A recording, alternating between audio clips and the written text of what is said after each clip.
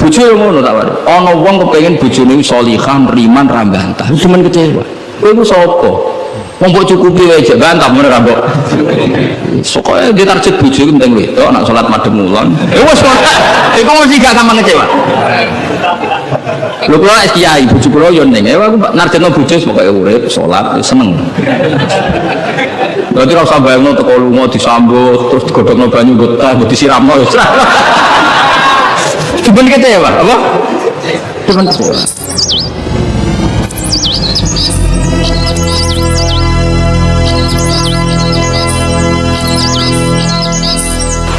Saya pernah diminta ngaji di Mbah Hamid Bedowi itu, acara hallnya Mbah Hamid. Tapi ya enggak undangan, karena saya memang jarang mau undangan umum. Ini perlu dicatat, nak sempen ngundang istibatal loh, cuman kecewa biasanya. Terus, pokoknya saya itu hanya mau di pernah guru sama pernah sepuh. Itu saja sifatnya ada undangan. Saya datang terus karena saya datang terus ditunjuk disuruh ngaji, bukan undangan terus di banner itu. Kayak artis, beribetem gitu. Ya kayak seperti ini aja, ngaji sudah ngaji. Perempuan itu satu-satunya makhluk pangeran sing tahu membantah Kanjeng Nabi. Kalau bolak-balik cerita, jadi di Quran ada ayat surat jenis surat Mujadilah, tapi umumnya orang baca apa? Mujadalah. Sebetulnya itu secara nuzulul ayat lebih pas dia namakan Mujadilatun, apa? Karena Mujadilatun itu isim fa'il pengganti fi'il mudhari' yang di ayat qad sami Allah qaulallati tujadiluka. Jadi allati ing wong wedok tujadilu kang bantah sapa lati. Nah, pengganti fi'il mudhari' itu di nahwu itu isim fa'il karena zamannya sama, fi'il mudhari' zamannya hal dan istiqbal, itu penggantinya hanya isim fa'il. Jadi kalau rajulun yadribu bisa diganti ad-daribu, paham ya? Rajulun yansuru boleh diganti nasirun. Berarti kalau hiya tadribu bisa diganti doribatun. Makanya kalau maknanya ya qad sami'a, teman-teman midanget sapa Allahu Allah kaulalati ing pengucapane wong wedok silelati tujadilu kang bantah sapa lati ka ing sira Muhammad fi zaujiha ing dalam babakan suamine lati. Watastaki lan nglaporno sapa wedok, nglaporno Kanjeng Nabi. Jadi Nabi seumur-umurnya itu hanya dilaporkan oleh perempuan. Nabi lho, ora trimo kiai Nabi itu dilaporkan. Jenenge wong wedok menawa trimo bojo enteng. Nabi wae dilapor, dadi wedok. Nabi wae dilapor. Dilapor ila wahi maring. Terus sempat terjadi debat, makanya terusannya ayat wallahu yasma'u tahawurakum. Wallahu ta'ala yasma'u krumu sapa Allah. Tahawurakuma ing perdebatan sira loro. Itu perdebatannya Nabi kalian perempuan itu. Muhawarah itu kalau dalam bahasa Arab itu perdebatan. Jadi muhadasa, muhawarah itu maknanya apa? Perdebatan. Makanya kalau orang latihan apa konversasi Inggris itu, conversation Inggris itu disebut apa? Muhawarah apa? Muhawarah, muhawaratul lughat al-injilisiyah, muhawaratul lughat al-arabiyah. Itu debatnya itu wah luar biasa. Sekamane Nabi kudu kalah muara kekasih pangeran som-som itu. Jadi khaulah itu wahyu. Semua ceritanya kudu wahyu. Khaulah cerita galak. Khaulah itu wahyu. Mbah Barakat, Mbah Barbiye mulai itu pas sujud. Sing lanang wong Arab. Wong Arab itu gak mangan mendoan, gak mangan tempe. Iso bayangno. Wong Jawa ngono bojone suci tenang ae mangane mendoan. Ambek sego jagung. Dadi ra wong ayu ya biasa wae. Jadi wong Arab itu mangane daging. Terus ning hadis semua asbab nuzul redaksine fa'a jabat du ajizatuha. Nah, bermaknanya ya fa'ajabat mongko gawakno hu ing rajul jenenge Aus bin Somit. Apa ajizatuha bermaknanya itu ajiz. Pokoke pas sujud itu sing gawakno ajizatuha. Itu jorok ini. Ini murid kecelakaan. Jadi makna sing bener ra iso, nak makna ngono iso. Jadi uteke wis elek banget. Akhirnya jaluk, sing lanang jaluk. Karena sing wedok lagi sujud, lagi nikmati pangeran ra gelem. Ora gelem terus ngamuk sing lanang. Wong lanang berjaluk ra dikek iku ya ngamuk iku sekonane ngono. Tapi nek sing mangan mendoan ngamuke rapati tenan karena ya tadi sahabate mesti rapati tenan. Wis akhirnya ngamuk terus Terus wong Arab itu ngamuk tertinggi itu muni anti aliyya kadhuri ummi, kue berstatus kayak ibu. Ini makanya pentingnya ngaji tradisi. Berstatus kayak ibu itu di orang Arab itu adalah dzam. Dzam itu satu kesalahan yang harus dikritik. Tapi kalau orang Jawa kan enggak. Makanya kalau saya ditanya, fikih Jawa sama fikih Arab itu beda. Wong Jawa nak muni dek kue koyo ibu, itu maknanya sama-sama ngerawat saya. Makanya saya berpendapat tidak mesti secara fikih dihukumi zihar, karena perasaan mengatakan kaya itu beda dengan orang Arab. Kalau orang Arab bilang kamu sudah kayak ibu, maknanya selawas-selawas, haram tak keloni, haram tak jima, haram tak kumpuli. Ini perbedaan apa? Kultur Arab Jawa.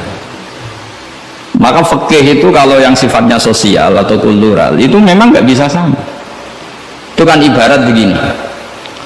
Orang Jawa itu kalau dicekel jenggote itu kira-kira mamuk tor kira-kira.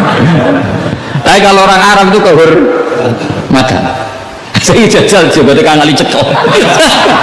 Oh, wis diagem murid ra duwe serban. Wong Arab lucu. Dadi padha jenggotene cekel-cekelan wae.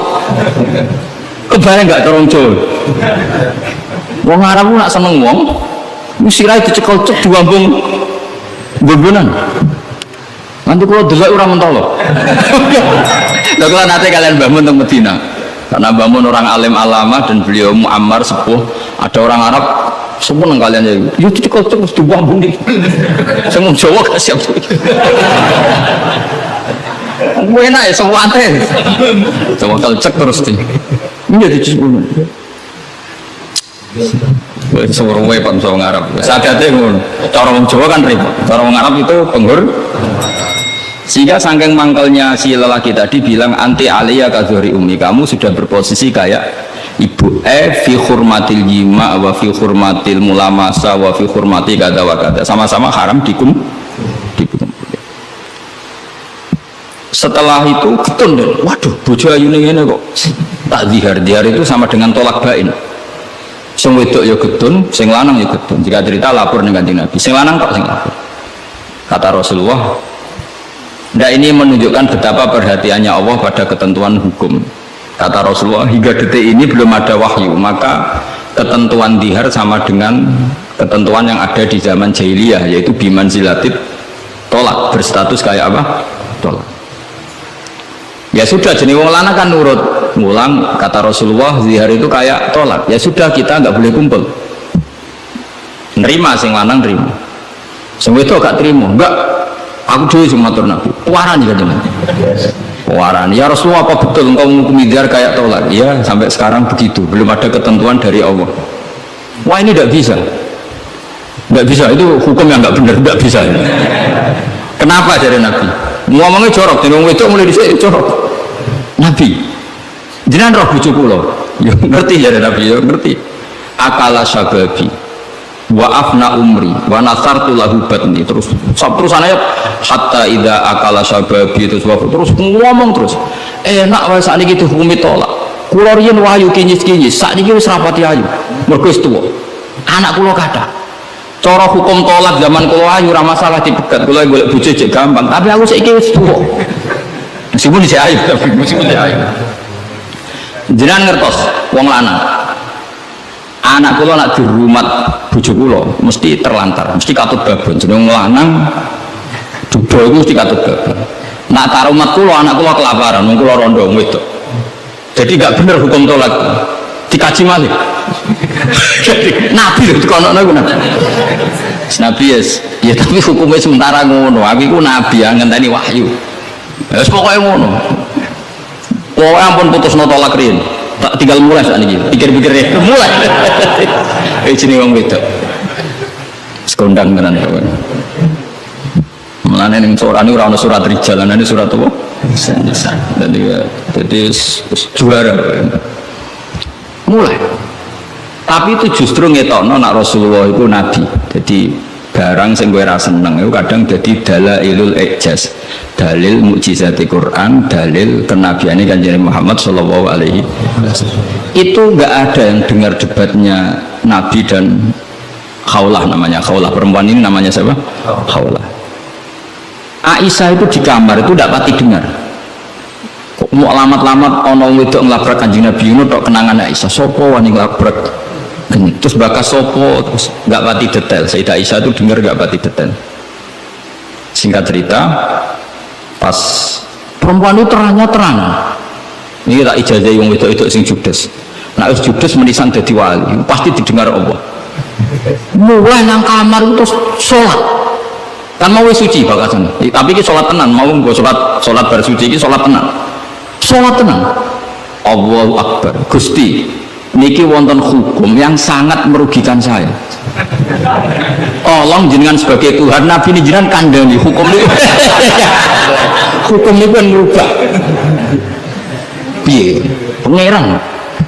Iku apike watas tagi ilang.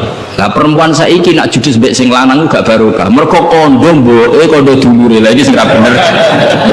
Dhisik ora, tapi watas tagi ilang. Jadi gak lapor sopo-sopo, lapor pengiran. Ya Allah, hukum ini tidak fair, itu merugikan saya. Tolong Nabi ini jenengan kandani, kayak wahyu terkini. Nah hukum itu tidak seperti itu. Bon Gusti, jenengan harus mendengar saya. Nah pengiran itu, terus pengiran nurono ayat itu wallahu yasma'u tahawurakum. Malah dimulai ayat qad sami Allah. Allah benar-benar mendengar. Jadi orang itu nak ngomel, pangeran yang respon, pangeran yang respon. Ijek dikai kot tu banget oleh yang respon. Jadi ngomelan aku bojomu ngamuk itu dua respon niru pangeran. Nah pangeran betah wong la tadurruhu maksiatun wala tanfa'uhu ta'atun. Pangeran orang ngomel kan tenang wae, ora bakal kena madharate. Tapi nek kowe bertahan, iso kena ompreng. Dadi kira usah niru pangeran karena ya beda kelas no. Akhirnya sujud tenane pangeran. Pas dekne sujud, Jibril teko ning Rasulullah. Dia di rumah, Rasulullah tinggal. Perempuan tadi di rumahnya. Qad sami Allah qala allati tujadiluka fi zawjiha wa tashtaki ila Allah wa wa yasma'u tahawurakum inna wa sami'un basir. Sak terus nangis sawedokmu ditibali Kanjeng Nabi panggil perempuan itu. Apa yang dia munajatkan sama Allah diterima dan Allah meng-ACC keinginan dia bahwa zihar itu tidak seperti toh. Tambah nangis sawedok jenengan Nabi tenan padahal kalau lapore ning kamar jenengan krungu. Akhirnya itu sana ketentuan alladzina yudhahiruna minkum min nisaihim ma hunna ummahati in ummahatuhum illallahi waladuna. Jadi akhirnya pangeran nganggo ilmu status. Mana saiki umat ya kayak sing statusan niku perkarane. Pangeran nganggo hukum apa? Status. Status itu begini, yang namanya ibu itu siapa? Ya definisi ibu adalah orang yang melahirkan kamu. Saya ulang lagi, yang namanya ibu itu siapa? Orang yang melahirkan kamu, itu namanya seorang ibu. Yang namanya istri siapa? Orang yang halal kamu keloni, kamu jima, kamu hubungan intim. Nah ini penting, harus vulgar kayak hambani kabeh sehingga definisi ini harus tegas. Yang namanya ibu itu siapa? Orang yang melahirkan kamu. Yang namanya istri, orang yang halal kamu gauli. Asal pas gelem loh, nah orang iso kena rancangan KUHP. Penjara harus. Sebenarnya itu mesti sing bojone ayu sing akeh di penjara. Tak sing bojone elek kan gak ono pemaksaan. Oh ya wis. Jadi kowe kudu termasuk sing di penjara ben ketara bojone. Dadi kok nak disidang, kenapa kamu memaksa istri kamu mau? Sing tahan mbek wong ayu sapa kan? Kan keren. Tapi misalnya disuwidang bojomu elek meromot. Pertanyaannya hakim, ngono wae kok ora betah. Aneh lagi. Kan gak pantas banget. Boisen cara sidang bojone wae elek. Bareng di sidang. Orang ngono iki pertanyaane, wong ngono wae kok ora kuat. Ngempet kan. Tapi nak wayu terus kira kuat ngempet kan hakim kan. Mesti pikir-pikir. Ketoke pantes.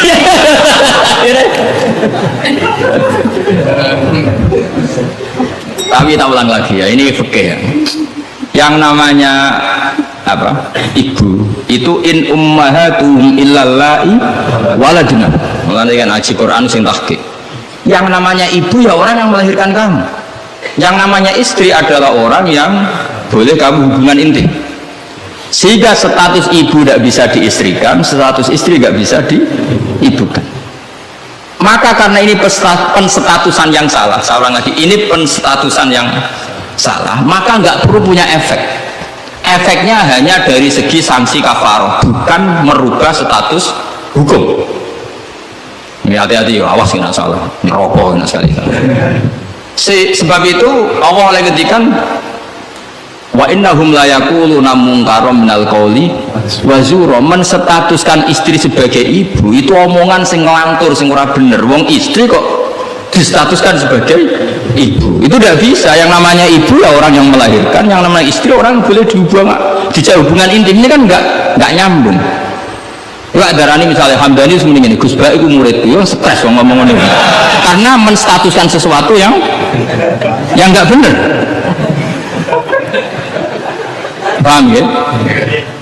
Misalnya gue turunan Tunggul Ametung terus ngerasa yang mulia timbang Habib, kan ra bener. Untuk Tunggul Ametung kok apa saingan nasab untuk Rasulullah, kan itu ora bener. Sesuatu yang nggak bener itu nggak perlu didengarkan. Maka hukumnya apa? Ya ibu tetap ibu, istri tetap istri. Soal nanti karena kesalahan ngomong hanya disuruh bayar kafaroh. Tidak otomatis istri berstatus kayak ibu yang haram dikumpuli selawase lawas. Itu hebatnya Quran. Jadi omongan salah itu nggak perlu didengar. Mana nak ono mubalek atau ustad, saya ini punya otoritas untuk fatwa, ngaji nih nengdi. Wong sorop era iso ape fatwa iku piye. Mondoke iku ning ndi zaman mondok ora tau munggah bareng dadi kiai kok mletene ra karuan. Ngono ku kudu ditakono kanca sak kelase. Iku ngerpek ta ora terus. Nek ra mlete dibarno, nek mlete kudu dielingno. Utawa golekno gurune. Oh, nak sekolah ngadeg terus ora tau. Karena Allah itu tidak ingin ya agama dibuat main-main. Agama itu jelas, aturan mainnya jelas. Jadi makanya in ummahatuhum illallai waladunahum, yang namanya ibu ya perempuan yang melahirkan. Sehingga jelas, aturan mainnya jelas. Semenjak itu Nabi mencabut tradisi jahiliyah yang menstatuskan dihar sama dengan tolak. Paham ya? Jadi hidup itu harus jelas. Sama seperti Quran juga gitu. Quran itu sakral, nggak mungkin salah. Kalau ada salah berarti salah penafsirnya, salah penerjemahnya. Quran tetap terbebas dari kesalahan itu semua. Karena Quran itu sakral. Misalnya orang ngomong kiamat itu berdasar hitungannya Quran, itu tahun 2012. Nyatanya gini rasido kiamat. Sampai kulo sering tak SMS konco-konco kulo sing kiai. Gus ngenteni kiamat teng pundi? Terus nang kene lho nang omahku mbek ngopi ya. Kiamat kok. Ngono sing wedi yo akeh perkarane apa-apa. Kiamat 2012. Nah, rencana aku dari sesuk. Wong ora melok gawe kiamat kok geger. Wong Rasulullah sing kekasih pangeran wae ndak dikasih tahu kapan. Israfil itu sing go trompet ngalor gitu. Lu ora ngerti.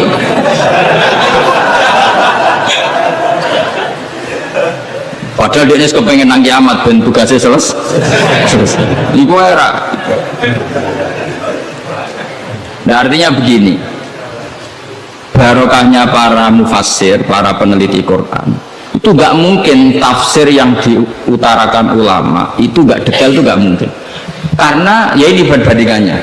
Sayyid Muhammad sampai Sayyid Alawi, Sayyid Abbas sampai Sayyid Zaidi Dahlan sampai Syekh Khotib Minangkabau, saya semuanya itu detail. Sampai iki Quran iki turun pas Nabi tenggelam, iki Nabi pas tindakan, iki Quran turun pas dalu, iki Quran turun pas rino. Dengan tradisi sedetail itu kan nggak mungkin salah dalam memaknai. Ora koyo kowe, ini Quran ono ayat piro lali pokoke ono. Lha ngono kok dadi mufassir iki. Juga lihat bantah-bantahan Fathul Masail. Pokoknya ono kitabe. Lah yo kitab apa? Jenenge lho lali. Kok halamane jenenge wae. Padahal ulama dhisik ayat iki turun pas Nabi tindak. Turunnya pas bengi. Pas musim dingin, pas musim panas. Dengan pengetahuan sedetail itu kemungkinan salah tetap kecil. Jadi kita dibakas Al-Khadori wa Safari. Cara kowe kan gunane apa dibakas ning omah mbek wis ra bakat ngalim ning tekte saya lek. Sajane kan iso ditebak, misalnya ngene, kowe tukaran mbek bojo ge apaan? Setengah tahun sangka kawin iki salamat. Umur-umur bulan madu kok wis tukaran. Tapi nak kowe sering tukaran mbek bojo sering, jok kira bar 10 tahun. Normal iki. Sak melarat 10 tahun wis bosen. Jadi pancen wis wayahe brontak. Kan orang kan bisa diukur ngamuknya kapan, misalnya aku bertukaran bojo saya kawin perang dino seminggu, wah salamat al bidayah lahian ya wong kawitan umur bulan madu wis tukaran tapi nak bar 10 tahun itu kesunatan dong sing kuat tidak melarat 10 tahun so nak kuat di bojomu kelainan wis kelainan jadi iso diukur tuh kali nyai semangat, itu mesti nyai pertama setahun, 2 tahun. Gue suwi mesti biasa. Perkara ini bosen, semua keinginannya agak kesampaian. Pas latihan kiai kan bayang masyarakat nurut kabeh, ngaji kabeh. Bareng puluhan tahun masyarakat tetap biasa-biasa wae. Sesuai kan style kendul. Jebule padha wae. Nek semangat pertama mesti semangat. Nah takon imam masjid itu semangatnya mau pirang bulan. Uang dan istiqomah jamaah, jebule reaksinya tetap soft awal, tambah istiqomah tetap aja soft awal, malah kadang merotoli. Sesuai mesti mikir, tak ada wangi ini yo. Reaksi publik gue panjat, sesuai mengendorkan diri. Akhirnya gue wakil, sesuai mulai dimami santri ya sesuai santai. Ini yang bener, mulai bener ya itu. Mereka tambah semangat mesti tambah kecewa, orang kok tambah. Makanya itu uniknya Quran, ketika Rasulullah terlalu semangat itu malah mbek pangeran didawi la'allaka baqi'un nafsak. Muhammad kok terlalu iku nggebu-gebu oleh dakwah. Mergo untuk iman ora iku urusanku. Sementing kowe dakwah standar. Ojo sampai baqi'un nafsak rusak awakmu. Tapi nak kanggo kiai pemula enggak baik menurut saya. Saya itu terlalu rileks. Kiai pemula aja dan semangat ben duwe status mong. Nah, kalau kan statusnya sama lah. semangat terus mohon aman lah pokoknya. Jadi akhirnya pangeran itu sakit bedanya Nabi karena terlalu apa? Tapi itu justru nunjukno Rasulullah betapa sangat mencintai umatnya. Beliau tersiksa kalau orang tidak dapat hidayah. Sampai la'allaka baqi'un nafsak, sampai kata mufassir muhlikun nafsak. Nabi hampir tarodda anil jibal, sampai pernah berencana cuek lah. Sampai Allah dikandani, sudahlah masalah hidayah itu saya. Laisa 'alaika hudahum walakinna wa yahdi may yasha. Sudahlah kamu ngaji saja, kamu dakwah saja, tapi tetap laisa 'alaika hudahum, itu tidak wilayah Anda untuk memberi hidayah. Terus kalau nanti ngaji wae. Ada mending ini. Aku pun ngaji ning Bamaran terus tak ulang ngalim kabeh, demen setruk ben nek ya. Oh mesti kecewa. Paling sebamu biro, ayo ngaco. Ayo ngaco tak tes. Tapi nak targetnya gak paham no, soalnya ngaji silaturahim guyon bareng bar mulai mulai mesti rangan kecewa. Mau takut uang ngaji Gus Pak ya ngaji. Iya keterangan us pokoknya habis. Baleni raiso itu rekamannya. Ayo kelakuanmu ngono ta, kira-kira. Jawab. Jajal tambah rekaman baleni. Narang ngelantur. Nah, misalnya terus kiai ini diambisi ngaji muridnya paham. Kira-kira demen kecewa kan? Lah bojo yo ngono tak wae. Ana wong kepengin bojone salihah, riman, rambantah. Demen kecewa. Kowe iku sapa? Wong mbok cukupi wae jek bantah men ra mbok. Sokoke dia target bojo iku penting wedok nak salat madhep ngulon. Wis kok. Iku mesti gak gampang kecewa. Lho kula es kiai bojo kula yo ning. Aku narjetno bojo pokoke urip, salat, seneng. Berarti rasa bayangno teko lunga disambut terus digodhogno banyu gotah mbok disiramno ya. Cuman kecewa, apa? Cuman kecewa. Moga anggar teko takoki, jek urip Dek. Alhamdulillah bojoku isek. Misalnya kok minggat mulai Mas aku semula nang wong tuaku. Melok kowe yo melarat atau melok wong tuaku. Alhamdulillah Dek gitu cerdas. Tahu sing pantes dieloki. Dan cara hukum melok wong fakir itu kebodohan. Melok wong tua sing sugih itu kepintaran. Tanggapi secara ilmiah. Kok mergoni wong lanang ujug-ujug mulai ndak ini kamu punya istri yang menghormati ilmu. Di mana-mana kalau fikir ora enak, melok wong tua sing sugih iku enak. Berarti bojo pinter lah goblok. Pinter. Jadi sing syukur. Alhamdulillah dek kok pinter. Kowe jenenge melok aku fikir 5 tahun aku ya jagal. Wong kok gobloke ngono. Jadi jago mulai iki.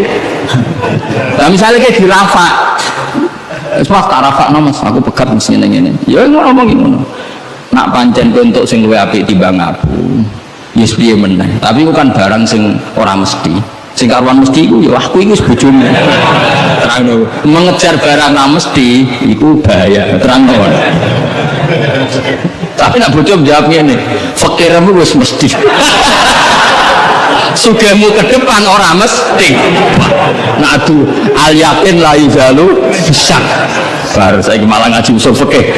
Ngaji kaidah fikih al yakin la yuzalu bisa. Semalah debat.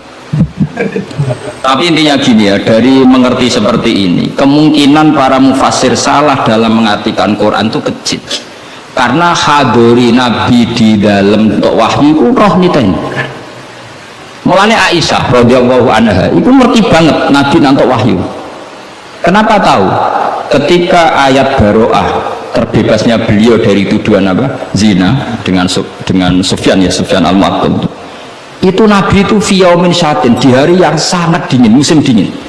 Di Arab itu kalau musim dingin itu ada salju. Umumnya wong musim dingin kan buatan keringetan Kang Ali. Umumnya wong musim dingin buatan apa? Keringetan karena musim dingin.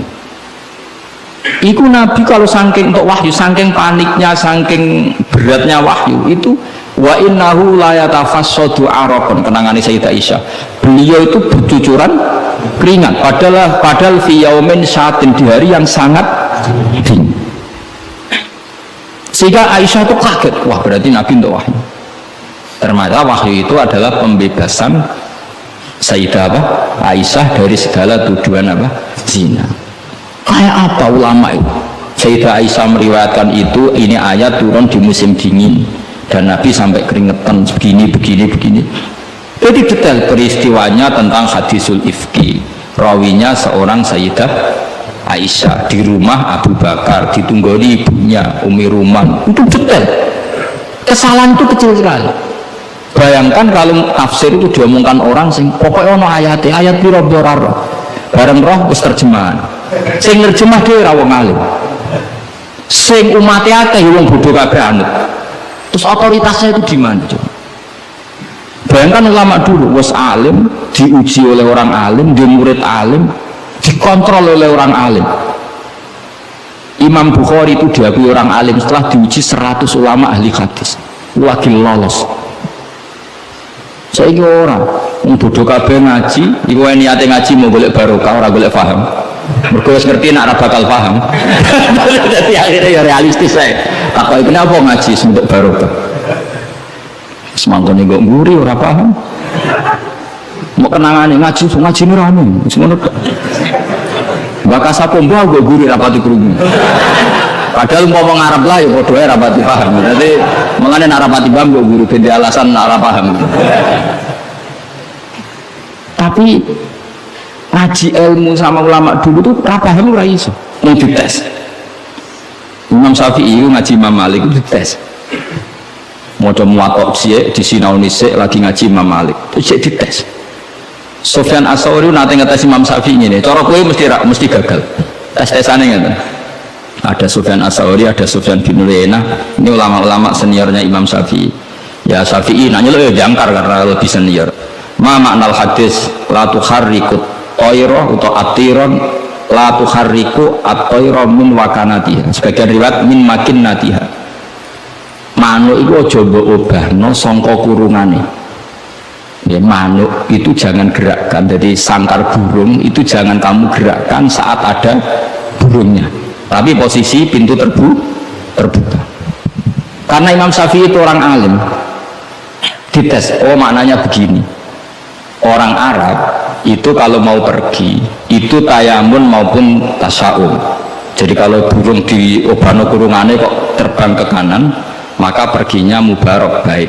Tapi kalau digerakkan burungnya terbang ke kiri, maka pergi ini buruk. Nabi melarang itu. Nabi melarang umat Islam punya penyakit tatoyur. Tatoyur itu apa? Menggantungkan nasib dengan toirun, burung. Makanya di surat Yasin apa? Innama toirukum ma'akum. Jadi apa? Paham lagi ya? Jadi orang Arab itu apa? Corong Jawa itu apa? Adu nasib, mengundi nasib. Kalau orang Arab pakainya apa?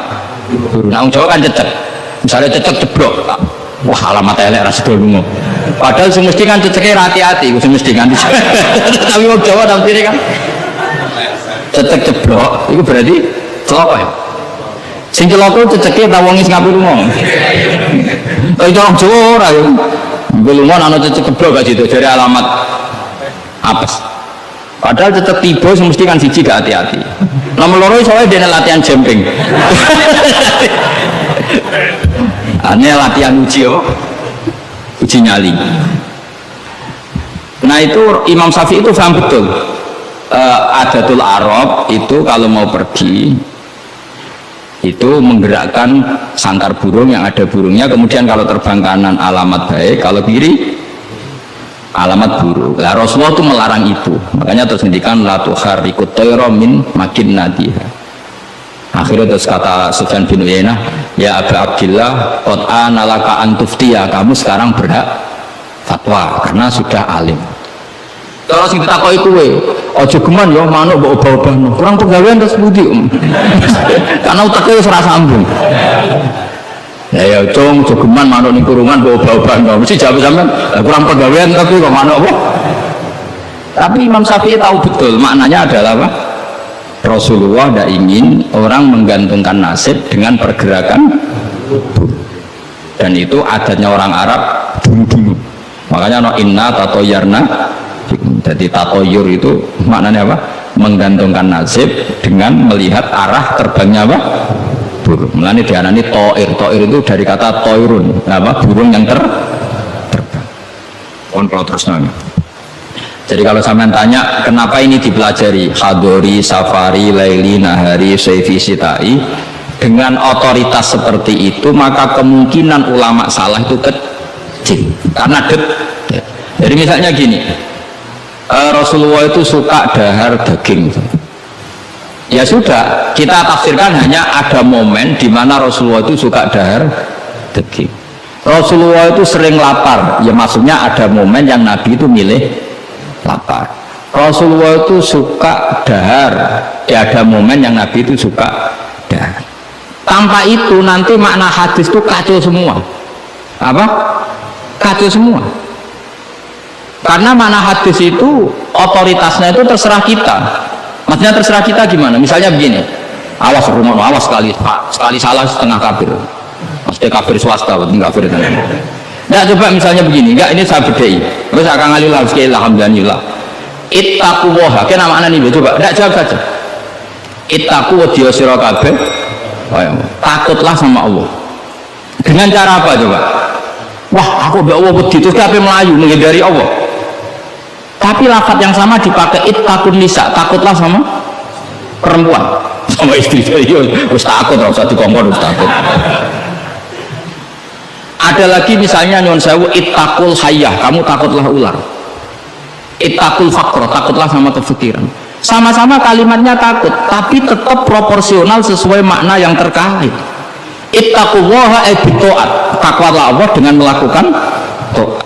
Justru takwa kepada Allah itu kita harus menuju Allah. Ya saya ulang lagi ya. Takwa kepada Allah itu justru harus menuju Allah. Sehingga monggo mriki, tafadhol mriki. Mboten niki sapi. Iya, saudara antum ini. Saya ulang lagi ya. Lafaz itu akan proporsional sesuai konteksnya.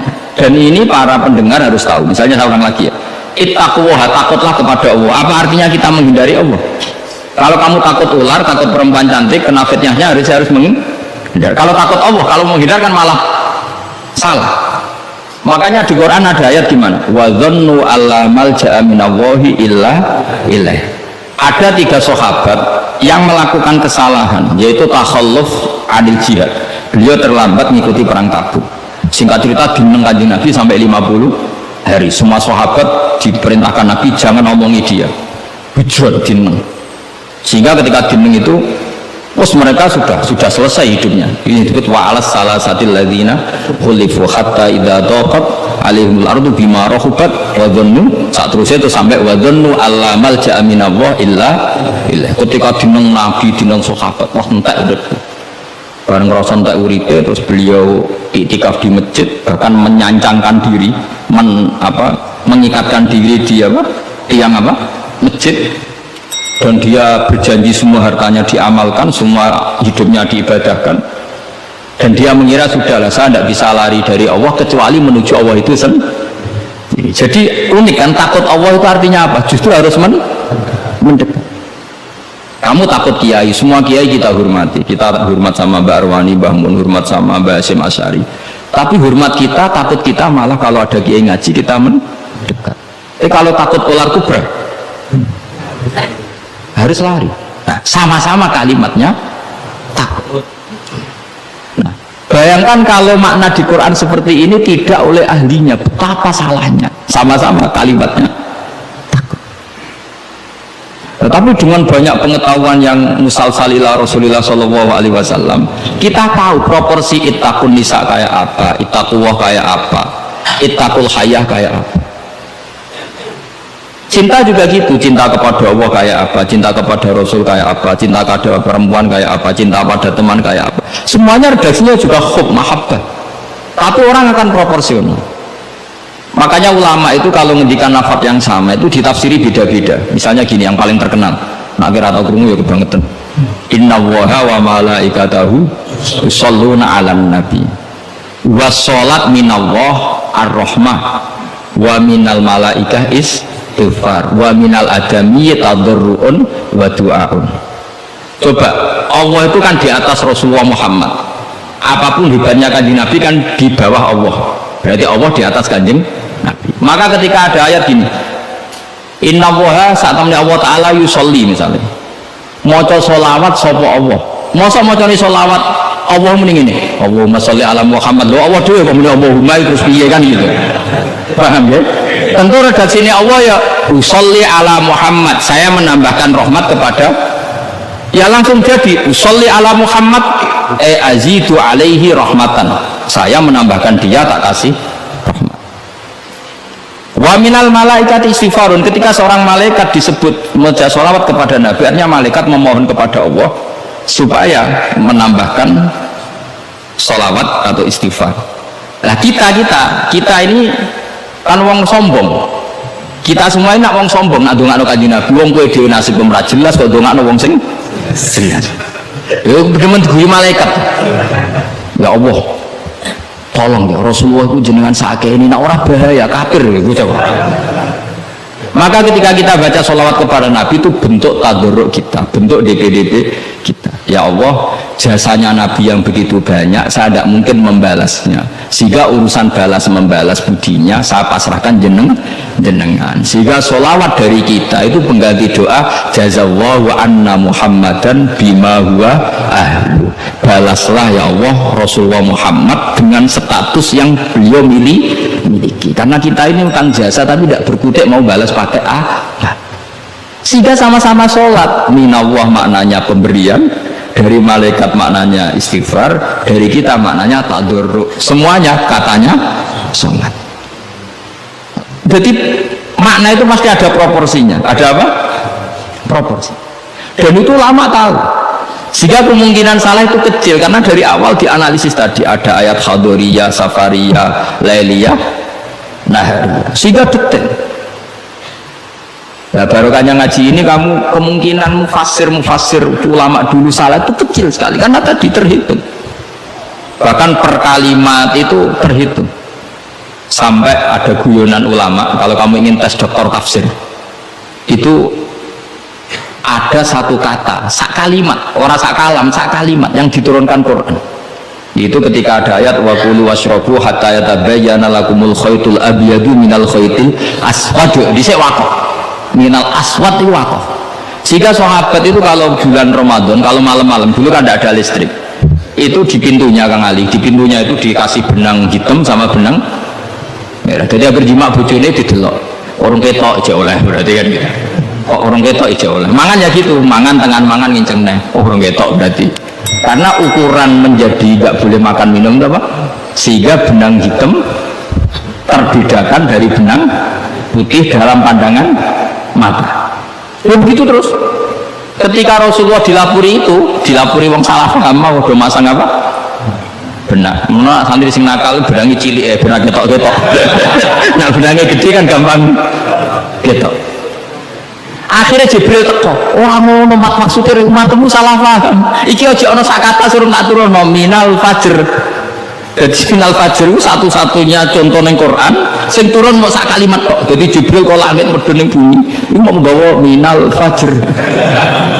Ya sakake aku dong. Kok langit ke bumi mau nggawa minal fajr.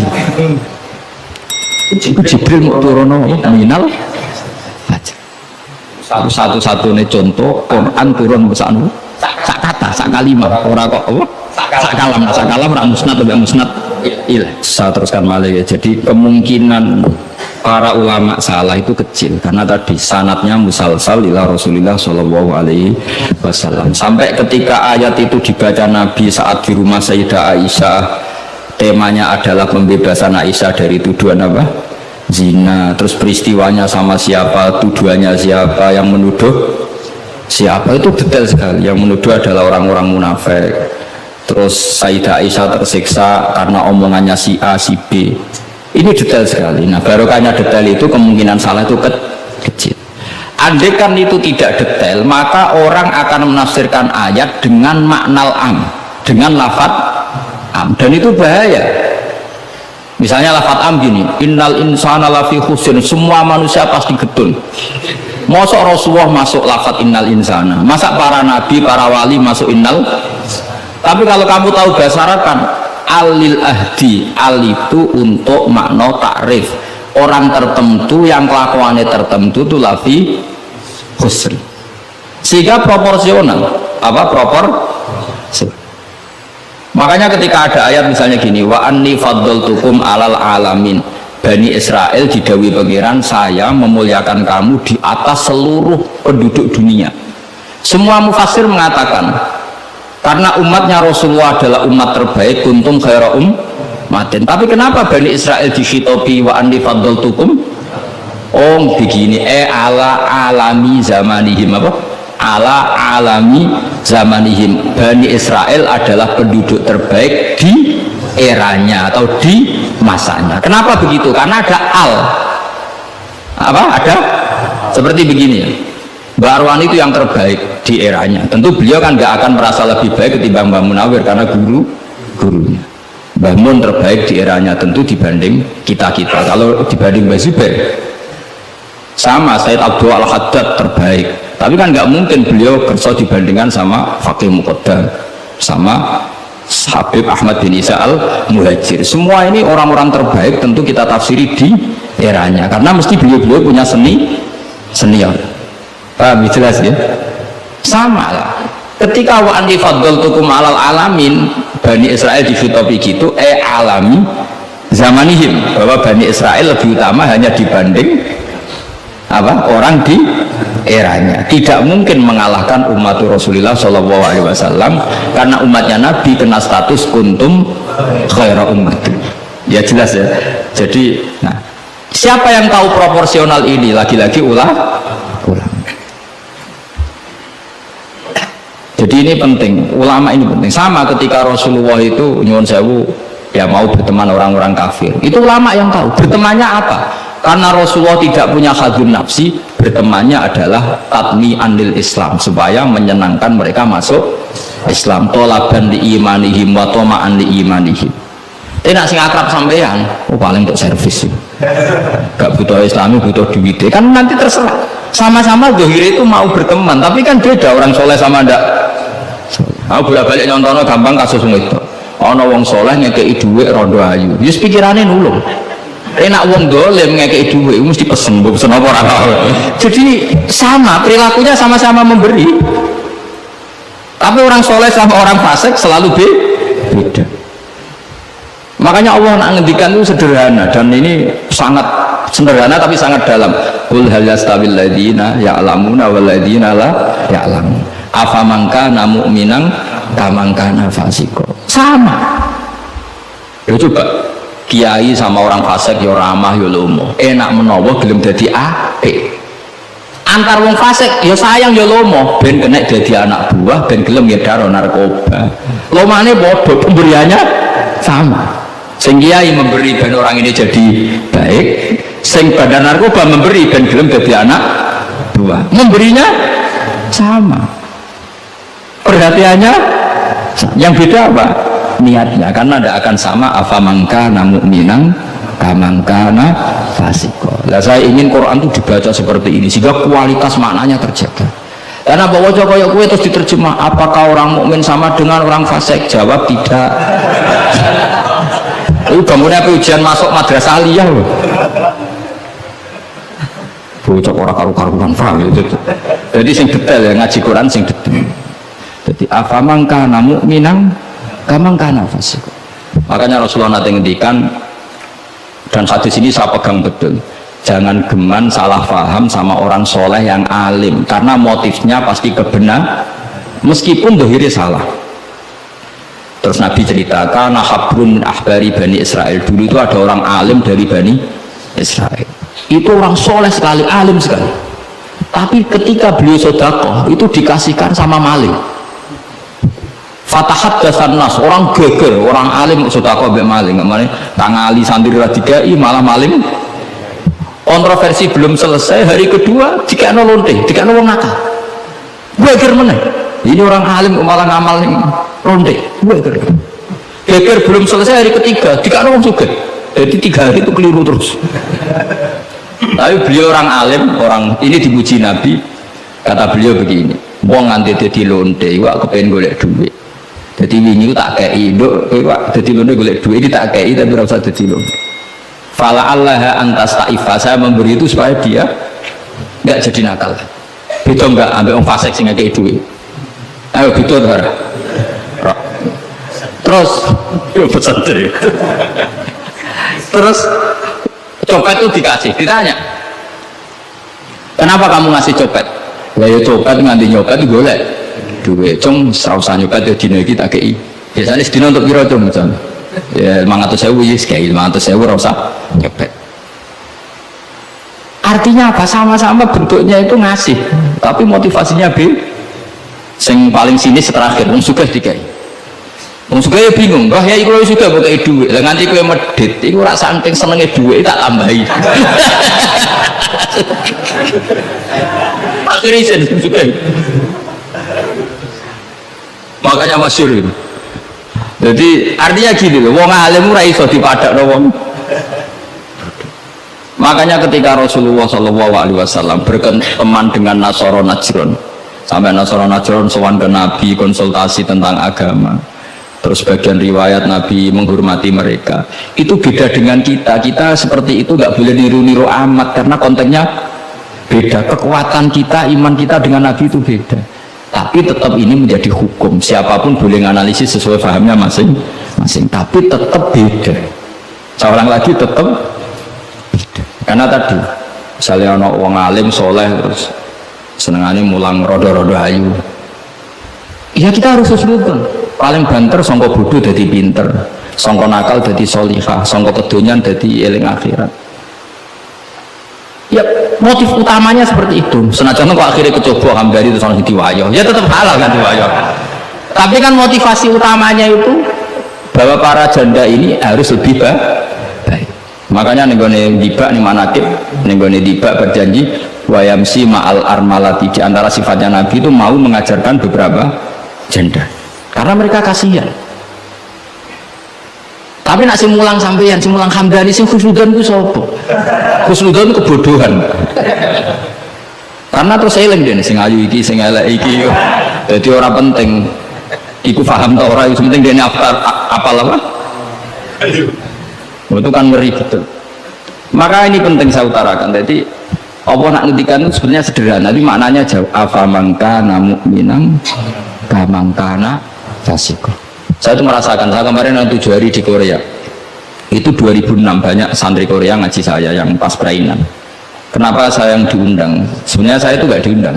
Mereka minta saya ngaji, beberapa kali sudah ngaji di Indonesia, terus mereka minta sekali-kali gus ngaji di Korea. Aku ya bilang gini, tapi waktunya terserah aku. Ngatur kiai itu so. Dia gus pokoknya terserah jenengan. Mereka mintanya 1 bulan di Ramadan. Bangunnya pondok bukan tutup. Kiai bu, sewa kira. Sabulan Ramadan bisa. Akhirnya saya minta seminggu saja. Uniknya apa setelah saya di Korea? Tahun 2006 tukang Ali Imran itu mereka ngaji saya di Jogja.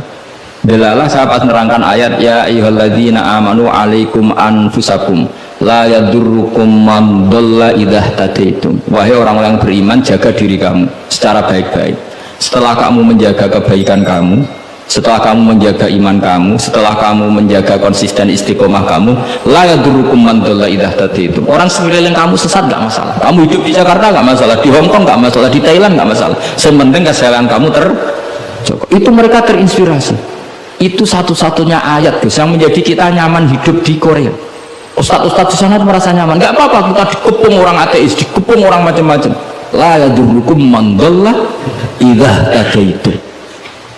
Akhirnya dikenang, nasihat saya itu dikenang. Akhirnya mereka sepakat ngundang saya, semua guru-guru, terus tak ijazahi itu. Ya sudah, Korea itu bumi ateis, bumi di sini tuh nangis semua karena lama nggak dipakai sujud. Padahal lakal hamdu mil'us samawati wa mil'ul ardi, bahwa memuji Allah itu harus memenuhi langit dan memenuhi bumi. Nanti kalau orang Korea nggak ada orang Indonesia, bumi ada sing lodang. Jadi didelok malaikat kedua, ini kok lodang karena nggak ada yang sujud. Tapi baru kayak dikepung TKI 49.000 dan itu separuh lebih sholat. Sholatnya keren di sana, kadang yang Thailand, kadang yang Bone. Karena kalau pas kerja itu waktu sholat disamakan waktu jeda 5 menit ke kamar mandi. Jadi rata-rata sholatnya itu pas di kamar mandi. Lucunya kalau mereka sedang baik nawani gini, apa tak belikan patung juga? Karena pernah ada orang TKI sholat itu diincemi misalnya. Mereka aneh, ada sembahyang kok tanpa patung. Karena tahunya mereka yang namanya sembahyang pakai patung.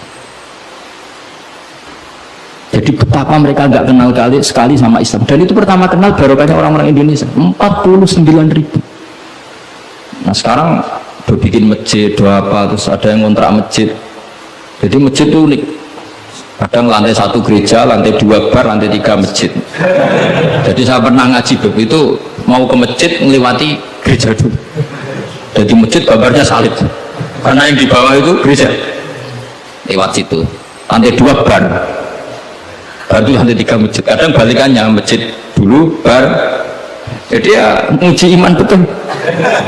Teman saya ada yang cerita, saya pernah Gus mau ke masjid, lantai 2 bar sudah tak masuk setengah. Ke masjid apa di sini aja?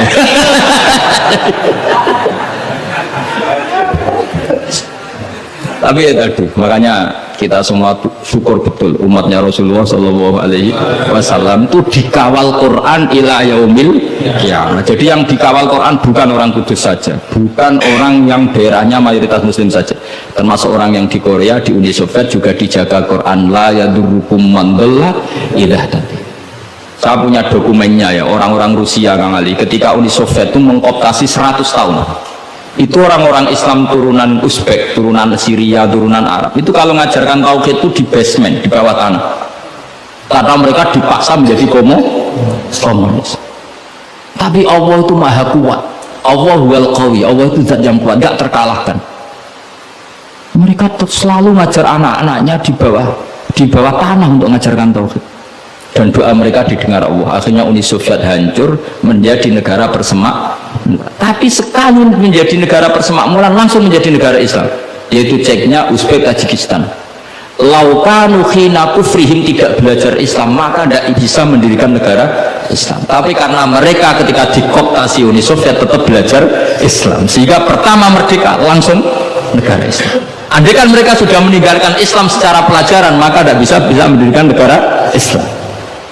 Tapi mereka ketika dikooptasi tetap belajar Islam meskipun sembunyi. Sebenarnya itu jenenge la yadurrukum man dhalla idza tadaitum. Jadi orang sekeliling kamu sesat nggak masalah, asal komitmen kamu sendiri tercerahkan atau mendapat Ya, saya itu ingin ya Quran seperti ini tuh mancep neng umat Rasulullah Shallallahu Alaihi Wasallam. Jadi eling-eling ya ayyuhalladzina amanu alaikum anfusakum la yadurrukum man dhalla idza tadaitum. Jadi kamu tidak usah takut sama kayak apa Jakarta kata orang banyak kota maksiat gini-gini, itu tidak benar.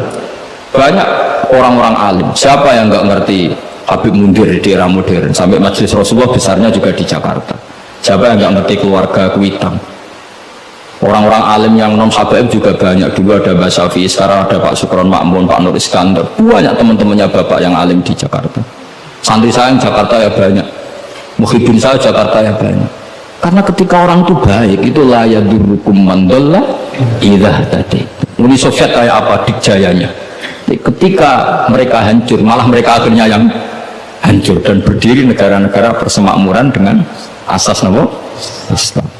Jadi gue rasa khawatir, wah ini negara Indonesia rusak, tohut kudu dihancur. Apa-apaan, gak tahu ngaji, yakin gak tahu ngaji. Agama ini akan dijaga Allah ila yaumil qiyamah. Jelas dawe Nabi la tazalu ta'ifatun min ummati zahirina 'alal haq la yadurruhum man khalafahum. Sebagian riwayat la yadurruhum man nawa'ahum. Agama ini kata Nabi selalu umatku ini ada pembela-pembela kebenaran ila yaumil qiyamah kata Nabi. La yadurruhum man khalafahum, dan umatku yang bela kebenaran ini tidak akan terkalahkan oleh orang yang menentang mereka. Dulu ketika kita kecil, sampai pengajian kudu lapor Polres, mobil lagi di data, dia bener ini. Saat ini pengajian rasa diundang Polsek berau. Bedanya kan jauh sekali. Dulu kan kayak kesulitan, sekarang kayak apa? Padahal kualitas ibadah kita mungkin hebat, tidak mungkin mesti hebatnya orang disik-disik. Tapi agama ini dijaga Allah.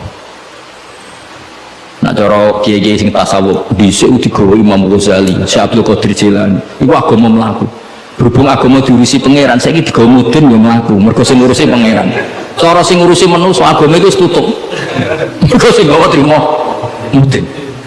Tapi berhubung dijaga pangeran, sing gawa rodok-rodok pidol wis tetep mlaku. Jadi hamdani wis tetep mlaku. Ya memang Allah Ta'ala sudah janji la tazalu ta'ifat. Ini dawai kanjeng Nabi.